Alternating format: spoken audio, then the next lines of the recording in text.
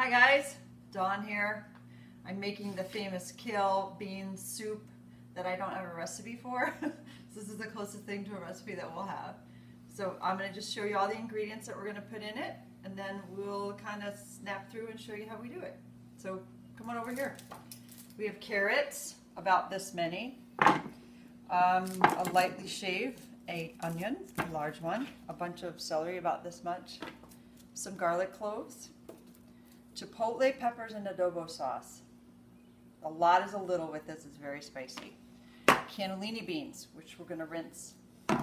Kale, and then a vegan chicken style broth. And then the secret ingredients is whole raw cashews, soaked in water for a few hours, then drained, and we're going to turn this magically into a cream for the soup. All right, we'll check in a minute. All right, so now we've prepped everything, so we'll go over what we need to do next. This is our kale.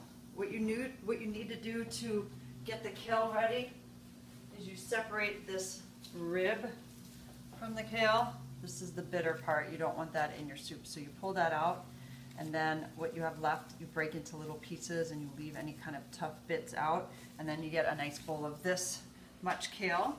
I don't know, maybe it's about 10 leaves worth of kale. And what you need to do with kale to make it pliable and tender is massage it. So what you need for this is just a couple squares of olive oil. It's the lawnmower. A cap full of lemon juice. And then I use this pink salt from Himalaya. Sprinkle that on there. And then literally massage it. And work the oil, the salt, and the lemon into the leaves. And as you do that, you break down the fibers. And it's like silk. It's so much better. You can put it in salads.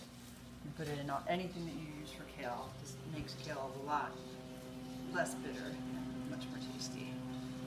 Okay, so now that the kale's properly massaged and relaxed, next step is to throw our stuff in the pan, or soup pot. So if you're lucky enough to have a pot like this, heavy bottom pots are the best ones.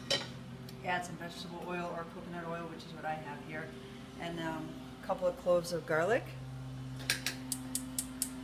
and then put that on low, medium low, and then you'll just add your other ingredients. So we've got chopped onions. This is, you don't want them too fine or too big.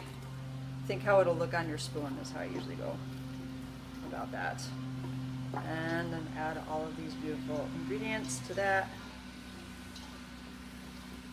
And then what you want to do next is add your spices and herbs. So we're going to add some parsley, I'm going to add some oregano, and I can't tell you how much. You kind of have to eyeball it. And it's kind of based on your preferences. If you love oregano, add a little bit more. To be honest, the flavors blend so well with everything else that none of them actually come out on their own. I'm going to mix that together. Then you're going to add some of your Himalayan salt, just a bit, because your broth is going to be salty, so you don't want to over salt.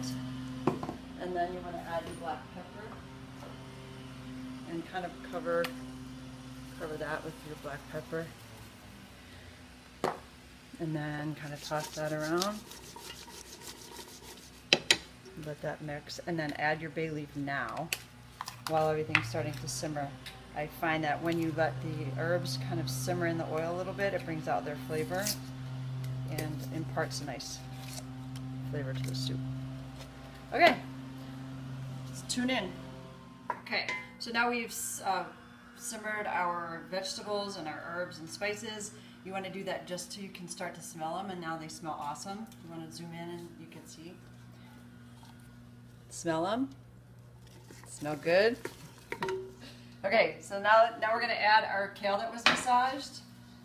You can see it kind of broke down to half the size that it was a few minutes ago from all the massaging. We're going to add that in there. And then we're going to add about 6 cups of water. If you have filtered water, it makes a big difference. So this is 6 cups of water. I'm going to add that into the pot. Stir that up. And then we're going to add our bouillon cubes. So these are 1 cube for every 2 cups of water. So we're going to add 3 of these guys. And then we're going to cook that down, melt it, and then we'll go on to the next step. Okay, back at soup station. We have been heating this on medium to medium-high heat. And as you can see, the kale is cooking down nicely. And you're getting a nice soup base here. I know it's thick, that's okay because we're going to be adding some more liquid soon. The next thing we're going to add 2 cans of cannellini beans that have been drained and rinsed. So add that to soup pot, mix it through, and keep it on your medium heat for a while. And then we're going to move over here and we're going to start making up our cashew cream. So the reason I use cashews in place of dairy is because I do not consume any dairy products. So this is a great alternative to that for a lot of reasons. If anybody's allergic to dairy or you're trying to reduce your cholesterol, this is a great solution. So anyway, this is the cashews that have been soaking. We're going to add, boy, I don't know, about that much. It looks like that will be about 1.5 cups maybe. Yeah, actually it's more like a cup. So add a cup of that to your Vitamix. So Vitamix is kind of important for this process because you need a really high-speed blender to blend these guys up to turn them into cream. So this is what I use. Any high-speed blender will work. And then you're going to want to add about 2 to 3 cups of filtered water. Okay. So now we're going to add our filtered water. That looks just the right amount. And then you're going to put the lid on very carefully because this will fly everywhere. And then I'm going to turn it on high. You won't be able to hear me. You need to let it run for a few minutes until it's perfectly creamy and test it so it's not grainy. So keep it running until it's blended. If for some reason you don't want to use cashews or you don't have a high-speed blender, you can use coconut milk. It'll change the flavor a little bit, but it is an alternative. All right, blend away.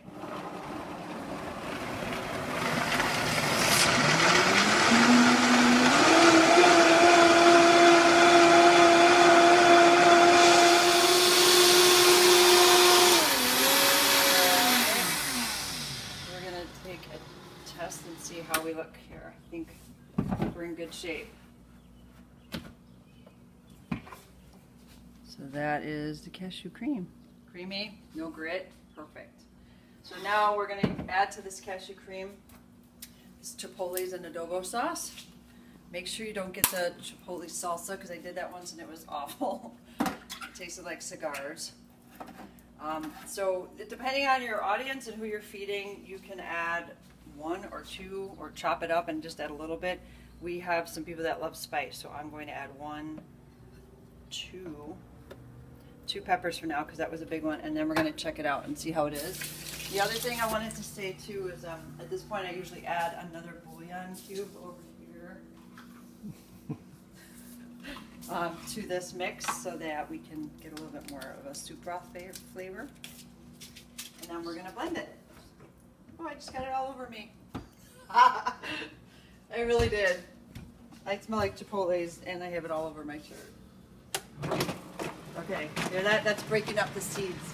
That's where the spice power comes from, in the seeds. It's going to be hot and awesome.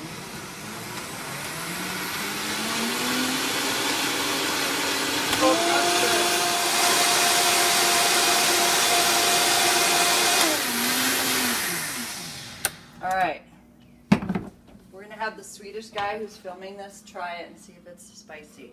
It needs to be really spicy. It's got a good flavor, but it needs to be more spicy. I don't really detect much. So if the Swedish guy thinks it's not spicy, it's really not spicy. I have a sensitive palate.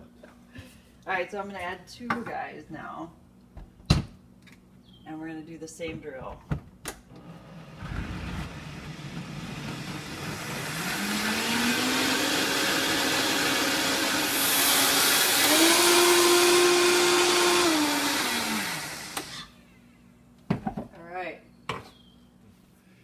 So now we're going to add this to this simmering pot of goodness, and it's going to turn it into an amazing thing.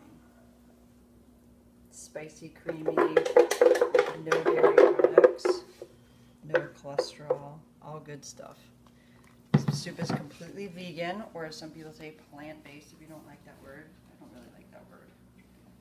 So anybody that you know can eat this. Even if it's probably gluten-free, dairy-free, it's meat-free, fish-free. It's perfect, and it's full of really good stuff. All right, so we're gonna let this simmer down. This is what it's looking like now. Now that we've added the cream, we don't really want to necessarily get it to boil because that can kind of thin it out a little bit. Similar to dairy soups, when you boil them in the cream stage, they break down. So we're just going to kind of let this simmer and watch it carefully and see how it goes. See you later. All right, so now we're all done. You want to come closer and I'll show you. This is how thick it is. Actually, this could be thinner, so it's really a preference how thick or thin you want this soup. I added a little bit more broth and a little bit more cashew cream to adjust the seasonings. So you might want to do that too. I think it's simmered for about 40 minutes, but you'll have to check. It depends on how thick the vegetables are and how small. So you'll have to just kind of be intuitive about it. But anyway, came out really good, smells awesome. Try it.